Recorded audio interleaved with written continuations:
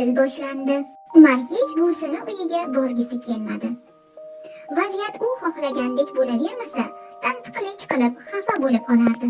Lekin nachora, ota-onasining aytgani bo'ldi. Buvisinikiga ketdi. Umar bir kuni kechqurun buvisining uyi ortidagi o'rmonda sayr qilib yurar ekan, birdaniga nur sochib turgan qo'ziqorinlar doirasiga duch keldi.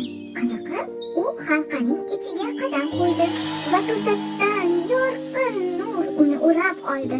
Umar ko'zlarini ochganda o'zini sehrli o'rmonda ko'rdi. Daraxtlar binafsha rangda, havo esa kamalak ranglarda yaltirab turardi. Uning qarshisida dumlari javdirab turadigan gapiruvchi tulki turardi. "Xush kelibsiz, Umar", dedi tulki. "Bizga yordamingiz kerak." Tulki o'zini Mo'miq deb tanishtirdi. U bu diyorda bir necha hayvonlar yo'qolib qolayotgani va ularni yana birlashtirish kerakligini tushuntirdi. "Sizni jasur va mehribon deb eshitgandik", dedi Mo'miq. "Bizga yordam berasizmi?" Umar hayajon va biroz qo'rquvni his qildi-da, ishtiyoq bilan boshini irg'idi.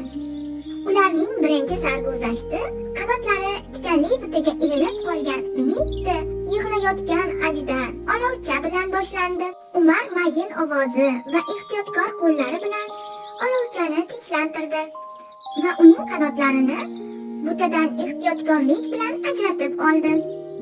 Olovcha, Umar va Mo'miq birgalikda yordamga muhtoj hayvonlarga yordam berishdi.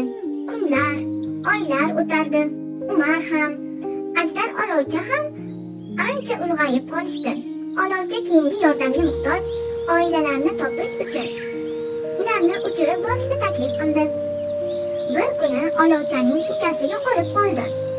Olovcha yordamida ular sharsharalar va yam-yashil yaylovlar uzra baland uchib, uning yo'qolgan ukasini qidira boshlashdi.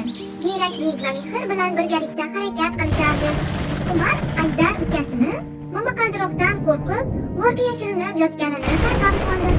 Umar unga dalda berib, tashqariga chiqishga undadi va tez orada ajdar opa-uka yana quvonch bilan birlashdilar.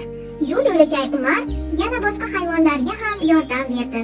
Baland o'tlar orasida adashib qolgan kulgichan olmaxonlar oilasiga va o'ynog'i quyunidan ajralib qolgan uyatchan yagona shoxli otga. Har bir qilgan yaxshiligi bilan Umarning yuragi tobora yengillashib, kuchga to'lib borardi. Oradan ancha yillar o'tdi. Umar ancha ulg'aydi. Mo'jizali o'rmon shohi bo'ldi. Nihoyat Mo'miq Umarga minnatdorlik bildirib dedi: "Siz oilaning va mehrning haqiqiy ma'nosini ko'rsatdingiz. Bizning sehrli diyorimizga doim sizdek insonlar kerak. Ammo sizning bu yerdagi sarguzashtingiz tugadi. O'zingiz kelgan diyorga qaytishingiz kerak. U yerdagi sarguzashtlarga endi siz tayyorsiz." Shunda mayin shamol esdi va Umar yana o'z o'rmoniga qaytib qoldi. Oyoqlari ostida qo'ziqorinlar doirasi hali ham yengil nur sochib turardi. U tabassum qildi. Sarguzasht ham, mehr ham hech qachon uzoq emasligini bilardi. Endi u oldingidek tantiq bola emasdi.